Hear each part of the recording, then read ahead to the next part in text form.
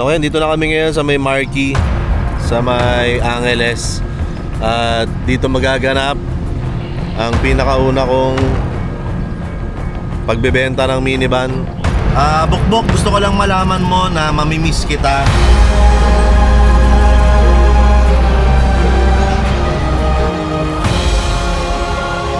Kailangan natin tong gawin para sa atin parehas.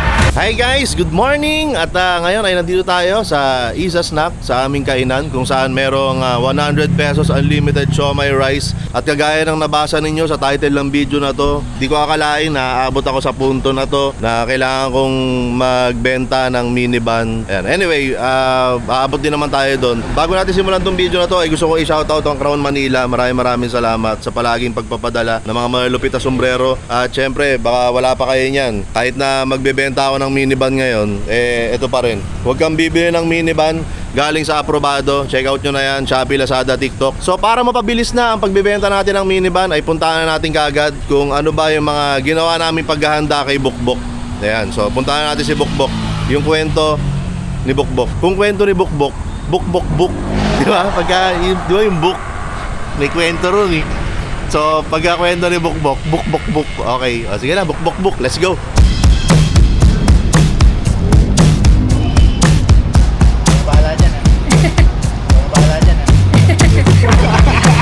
Akin na to, akin na muna to. Okay. Thank you. Ingat.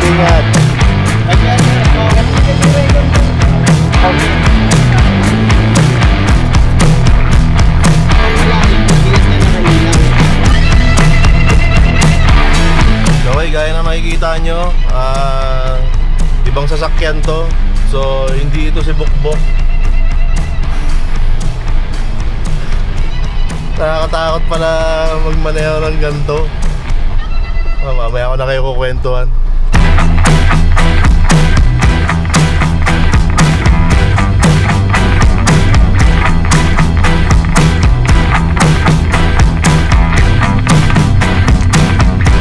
Ito na nga yung totoong kwento kung bakit meron akong bagong gamit na minivan. Hindi ko alam kung kumusta yung reaction nyo na makita o malaman ninyo na meron akong bagong minivan na gamit. Kukwento ko naman yung totoong kwento, di ba? Hindi naman para ilihim ko sa inyo, di ba, kung ano yung totoong setup.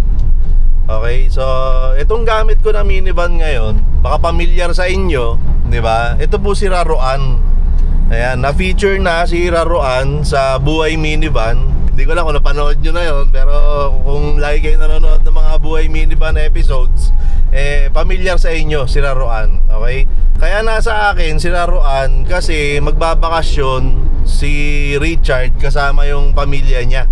Ako na nagpresenta, sabi ko sa akin na lang iwan si Raroan para at least nagagamit siya, hindi siya nakatenga lang sa garahe, parang ganyan. And at the same time, kailangan ko rin kasi ng mga gamit na minivan for quite some time. Okay? So, for the meantime, quite some time. Ayan. English time, guys. Okay. So, kailangan ko ng sasakyan na magagamit kasi si Bukbok ay hindi ko magagamit ng mga ilang araw. Dahil may mga ipapaayos ako kay Bukbok. Okay? So, may ilang araw na hindi ko siya pwedeng gamitin dahil nga dadaling ko siya kay Sir Edwin. May gagawin si Sir Edwin kay Bukbok. So saktong-sakto, kaya nagpresenta na rin ako na ako na ang pansamantalang mag-aalaga at gagamit dito kay Raroan. Ayan. So perfect na perfect ang timing ng vacation nila Richard. Yan, para iwan nila sa akin si Raroan, para at the same time mapagawa ko na si Bukbok. May magagamit pa rin ako na minivan. Marahil ay iniisip ninyo, siguro ay naglalaro sa inyong utak. Ano ba ang problema ni Bukbok na kailangang solusyonan ni Sir Edwin? Ayan, malalaman nyo rin naman yan kung ano yung totoong kalagayan ni Bukbok. Ikukwento ko rin naman sa inyo yan. Malay nyo, maya-maya ikukwento ko na. Malay mo, ang next clip nito, nagkukwento na ako tungkol sa kung ano ang ipapagawa ko kay Bukbok. Diba? Malay mo.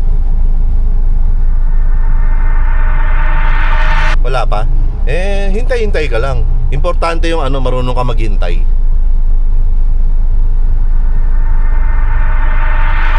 Wala pa rin. Like mo muna tong video. Like mo na, habang wala pa. Like mo muna. Oh, na-like mo na. Oh, abang tayo ulit. Malay mo, di ba? Hintay-hintay lang.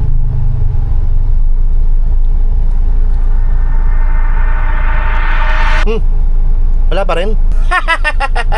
Alam nyo, importante yung marunong tayong maghintay. Kasi yung mga marunong maghintay, sila yung mga makakaalam kung ano nga ba ang ipapagawa ko dito kay Bukbok. Ayan, so ibang araw na to guys. And back to Bukbok tayo ngayon. On the way kami ngayon sa may Isa Snack. Kaya kasama ko si Mayora, isa sa mga bagong ambassadors ng Crown Manila. Ayan, ngayon na rin natin ihahatid si Bukbok kay Sir Edwin. So medyo maraming gagawin ngayon. Okay, so andito na tayo sa may garahe ni Bukbok. At ayun, may naghihintay oh. Hey! Sino yan? Raruan! Meet Bukbok! Okay guys, ayan si Raruan. Ayan si Bukbok. Hey! Hey! Hey! Hey! Hey! Marami kasing gamit kay Bukbok. So ililipat ko lang. Yung mga gamit na kailangan ko ilipat mula kay Bukbok ay ililipat ko muna rito kay Raruan. Hindi ko na naman alam paano to sisimulan, pero gawin na natin to. Ang problema ko lang, hindi ko alam kung maluwag ba tong likod ni Raruan. Baka mamaya, yun!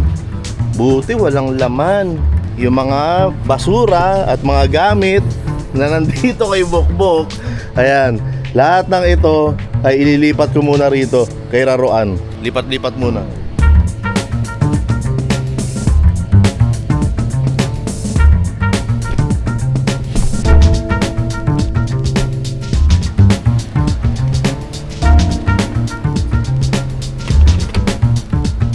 Ayan, ito naman, hindi ko naman kailangan tanggalin to kasi puro mga gamit ni Bukbok yan. So, okay lang na maiwan na yan dyan. So, ito na yung naging itsura ni... Sorry Richard, pero maraming salamat. Ayan, ito yung isa sa mga malalaking tulong na maibibigay sa akin ni Raruan, no? Habang ipapaayos ko si Bukbok. Pero hindi pa naman dito natapos lahat ng mga kalat galing kay Bukbok dahil marami pa rito. So, ayan, dito naman.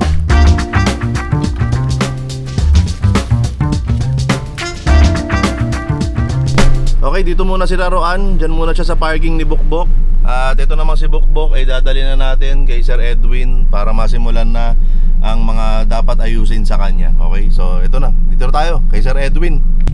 At ganun lang kabilis. Andito na tayo kay Sir Edwin sa Bentubio. Ayan. Ayan, masama man sa loob ko pero para naman to sa ikabubuti ni Bukbok na kailangan namin maghiwalay muna. Ayan, maintindihan naman ni Bukbok yun. Okay, so ikukwento ko na ngayon sa inyo kung ano nga ba yung mga ipapaayos ko dito kay Bukbok. Una sa lahat ay ipapaayos ko yung aircon. Hindi ko alam kung sira yung aircon. Ayan, basta ngayon, hindi ko alam kung dahil summer lang, pero humina yung aircon niya. So after 2 years ng pagsasama namin ni Bukbok, ay ngayon ko naramdaman na humina yung aircon niya. And masabi ko talaga na humina kasi alam ko kung ano yung bato ng aircon nitong si Bukbok. And ayan, humina na siya. Tapos kung ano man yung makikita pa ni Sir Edwin na pwedeng ayusin dito kay Bukbok, ay papaayos ko na rin. So, ayan, medyo matagal-tagal na hindi natin makakasama si Bukbok dahil iiwan ko siya dito sa Bentubio kay Sir Edwin. So, Bukbok, this is for your own good.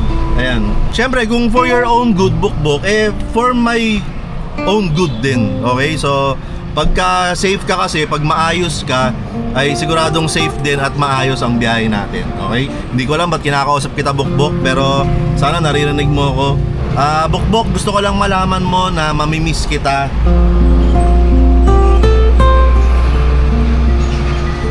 And see you soon. Okay? Kailangan natin tong gawin para sa atin parehas. Okay? Bukbok? Okay ba yun, Bukbok? Okay, okay daw, okay daw.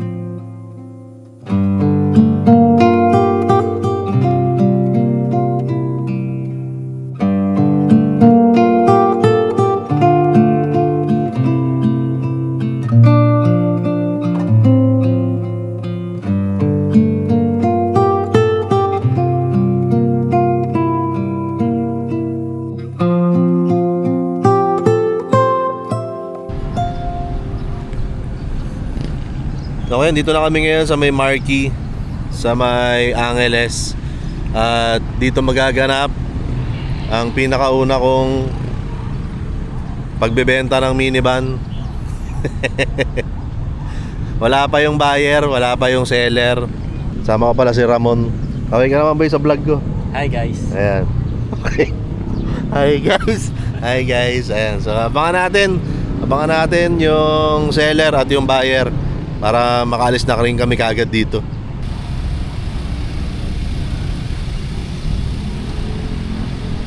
Tara, introduce kita. Sino po si Sir Marvin?